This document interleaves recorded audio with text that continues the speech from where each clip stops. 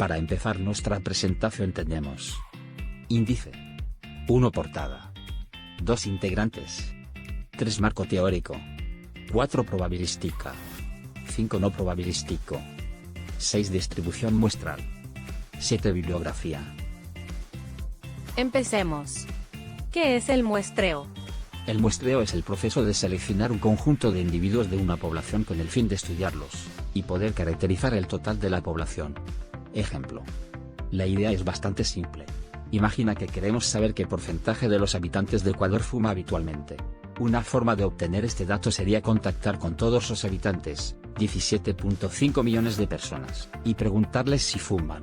La otra forma sería seleccionar un subconjunto de individuos, por ejemplo, 1000 personas, preguntarles si fuman y usar esta información como una aproximación de la información buscada.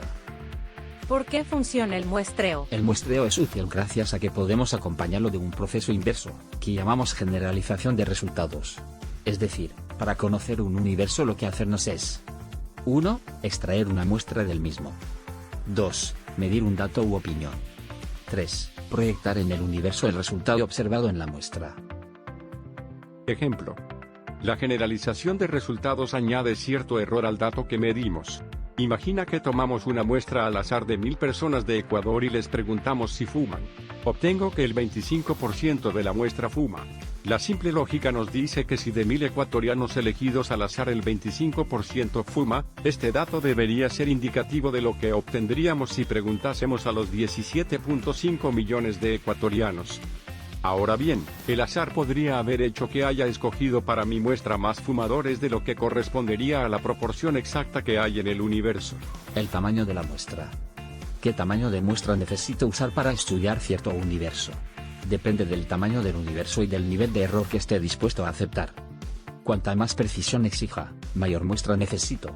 Los datos de la tabla nos dicen que por grande que sea el universo, con 385 personas puedo estudiar cualquier dato con el mismo nivel de error, margen de 5%, confianza de 95%. Por esta razón el muestreo es tan poderoso, nos permite hacer afirmaciones altamente precisas de una gran cantidad de individuos a través de un parte muy pequeño de los mismos.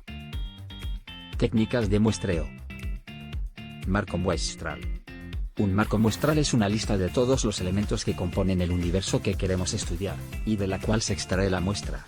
Estos elementos a investigar pueden ser individuos, pero también pueden ser lugares, instituciones o cualquier otra cosa susceptible de ser investigada.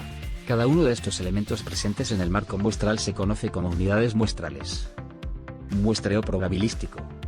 Hablaremos de muestreo probabilístico siempre que se cumplan dos condiciones. 1. Todos los elementos de la población tienen una probabilidad mayor a 0 de ser seleccionados en la muestra. 2. La probabilidad de inclusión de cada elemento en la muestra se conoce de forma precisa.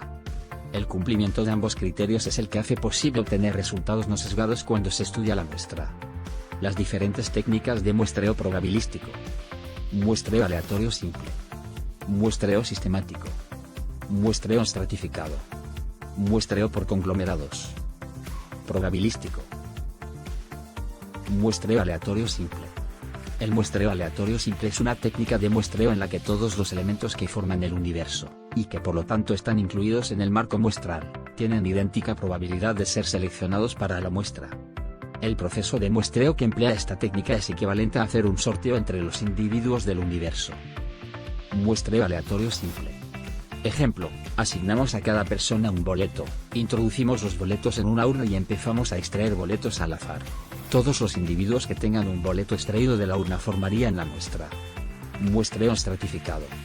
Esta técnica divide toda la población objeto de estudio en diferentes subpoblaciones o estratos disjuntos, de manera que un individuo solo puede pertenecer a un estrato. Una vez definidos los estratos, la muestra se crea seleccionando por separado individuos de cada estrato, empleando una técnica de muestreo cualquiera. Si, por ejemplo, empleamos muestreo aleatorio simple en cada estrato, hablaremos de muestreo aleatorio estratificado. Este es el caso más habitual, pero del mismo modo podríamos usar otras técnicas de muestreo en cada estrato, muestreo sistemático, aleatorio con reposición, etc. Muestreo estratificado proporcionado. Cuando dividimos una población en estratos, es habitual que el tamaño de dichos estratos sea diferente. Por ejemplo, si queremos estudiar el tanto por ciento de la población que fuma en México, y pensamos que la edad puede ser un buen criterio para estratificar, es decir, pensamos que existen diferencias importantes en el hábito de fumar dependiendo de la edad, podemos definir 3 estratos: menores de 20 años, de 20 a 44 años y mayores de 44 años. Es de esperar que al dividir toda la población mexicana en estos 3 estratos no resulten grupos de igual tamaño.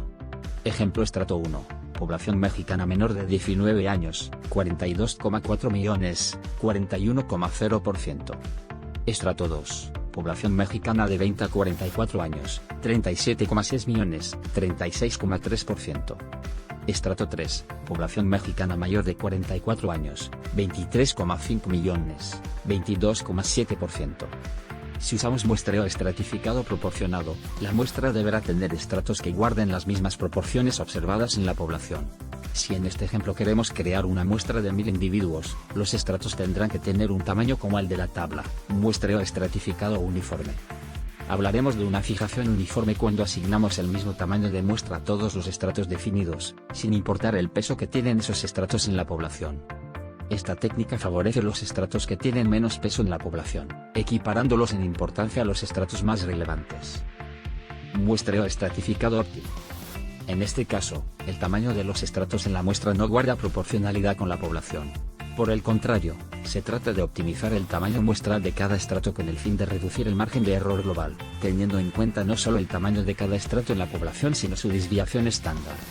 Esta optimización lo que hace, básicamente, es dedicar más unidades de muestra de las que corresponderían en un muestreo proporcional a aquellos estratos que tienen más variabilidad, y que por lo tanto son más difíciles de estimar. Observaremos unas fórmulas en la siguiente tabla. Tamaños de muestra requeridos por cada técnica. Para interpretar el cuadro anterior es necesario tener en cuenta lo siguiente. Z es el valor crítico de corte de una distribución normal para lograr un nivel de confianza deseado. Nivel de confianza 90% Z igual 1,645. Nivel de confianza 95% Z igual 1,96. Nivel de confianza 99% Z igual 2,575. L es el número de estratos en que particionamos la muestra, y H es un índice que se refiere a un estrato concreto. Por lo tanto, H puede variar entre 1 y L estratos. P es la proporción que buscamos en el total de la población, P% de fumadores. Por lo tanto, 1P es la proporción complementaria, la que no cumple el criterio buscado, % de no fumadores. Del mismo modo, pH es dicha proporción dentro de cada uno de los estratos. 2 es la varianza del dato buscado, en el caso de estimar medias, en el total de la población. Asimismo, H2 es la varianza dentro de cada estrato. Es el margen de error aceptado. WH es el peso que el estrato tiene en la muestra, tamaño del estrato respecto al total de la muestra. Si hablamos de estratificación proporcional, cada WH es igual a la proporción que ese estrato representa en la población. Si hablamos de estratificación óptima, cada WH se calcula en función de la dispersión dentro de cada estrato. Muestreo sistemático. Es una técnica dentro de la categoría de muestreos probabilísticos, y que por lo tanto requiere tener un control preciso del marco muestral de individuos seleccionables junto con la probabilidad de que sean seleccionados, consistente en escoger un individuo inicial de forma aleatoria entre la población y, a continuación, seleccionar para la muestra a cada enésimo individuo disponible en el marco muestral. El muestreo sistemático es un proceso muy simple, y que solo requiere la elección de un individuo al azar. El resto del proceso es trivial y rápido. Los resultados que obtenemos son representativos de la población, de forma similar al muestreo aleatorio simple, siempre y cuando no haya algún factor intrínseco en la forma en que los individuos están listados que haga que se reproduzcan ciertas características poblacionales cada cierto número de individuos. Este suceso es realmente poco frecuente. Proceso 1. Elaboramos una lista ordenada de los n individuos de la población, lo que sería el marco muestral. 2. Dividimos el marco muestral en n fragmentos, donde n es el tamaño de muestra que deseamos. El tamaño de estos fragmentos será k igual n/n, donde k recibe el nombre de intervalo o coeficiente de elevación. 3. Número de inicio. Obtenemos un número aleatorio entero a, menor o igual al intervalo. Este número corresponderá al primer sujeto que seleccionaremos para la muestra dentro del primer fragmento en que hemos dividido la población. 4. Selección de los n1 individuos restantes, Seleccionamos los siguientes individuos a partir del individuo seleccionado aleatoriamente, mediante una sucesión aritmética, seleccionando a los individuos del resto de fragmentos en que hemos dividido la muestra que ocupan la misma posición que el sujeto inicial. Esto equivale a decir que seleccionaremos los individuos. Muestreo por conglomerados. Es una técnica que aprovecha la existencia de grupos o conglomerados en la población que representan correctamente el total de la población en relación a la característica que queremos medir. Existen 3 pasos. Definir la población objetivo. Determinar el tamaño de la muestra deseada. Identificar un marco de muestreo existente o desarrollar un nuevo marco de muestreo de grupos de la población objetivo, no probabilístico. Muestreo no probabilístico.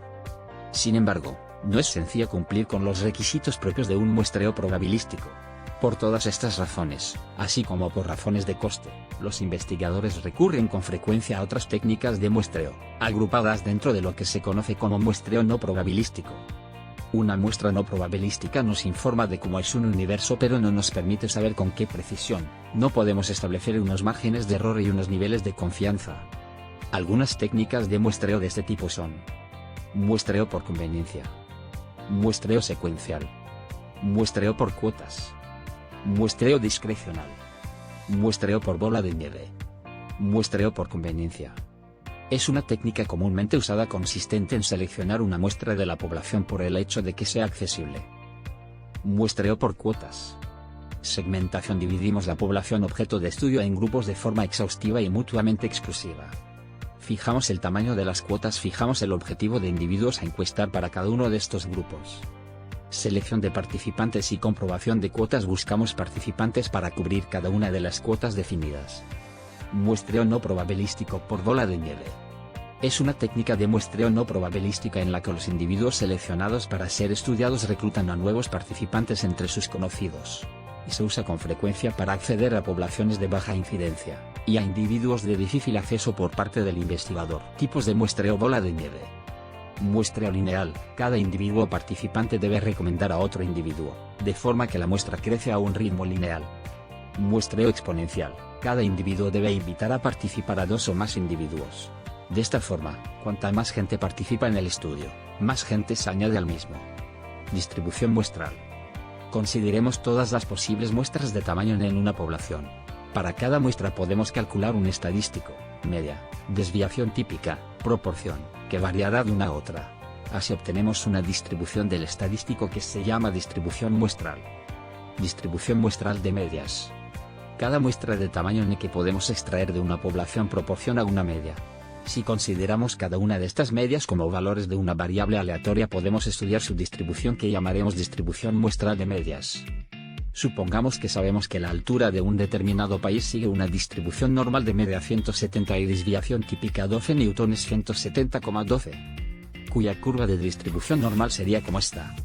Ahora imaginemos que tomamos una muestra de tamaño n, donde n es el número de personas, y a estas personas les calculo su media muestral. Si tomo diferentes muestras y voy calculando su media muestral, voy obteniendo diferentes valores de la media muestral, que si las represento en una tabla de frecuencias, vemos que a su vez, los valores de las medias muestrales forman otra curva de distribución normal. Si nos detenemos a analizar estas dos curvas de distribución normal, la de la población y la de las muestras, vemos que ambas tienen la misma media, 170. También vemos que la forma en la que se distribuyen las medias de una muestra es una curva normal mucho más compacta, donde los valores están más cerca del valor central, por lo que la desviación típica de la curva normal de las muestras será menor y se calcula mediante la siguiente fórmula. El error estándar de las medidas muestrales. La variabilidad de las medias muestrales se puede medir por su desviación estándar. Esta medida se conoce como el error estándar, y tiende a disminuir cuando aumenta el tamaño de la S muestra S. Si conocemos la desviación estándar de la población, si usamos la desviación estándar de la muestra, donde S, el error estándar, por sus siglas en inglés Standard Error. La desviación estándar de la población. S, desviación estándar de la muestra. N, número de observaciones de la muestra. Nótese que el error estándar no disminuye en relación directamente proporcional con el tamaño de la muestra. Ya que tomamos la raíz cuadrada de n, es necesario cuadruplicar el tamaño de la muestra para reducir el error estándar a la mitad. A continuación tenemos lo último, que es la bibliografía de donde se obtuvo la información. Gracias por su atención. Con esto concluye nuestro trabajo.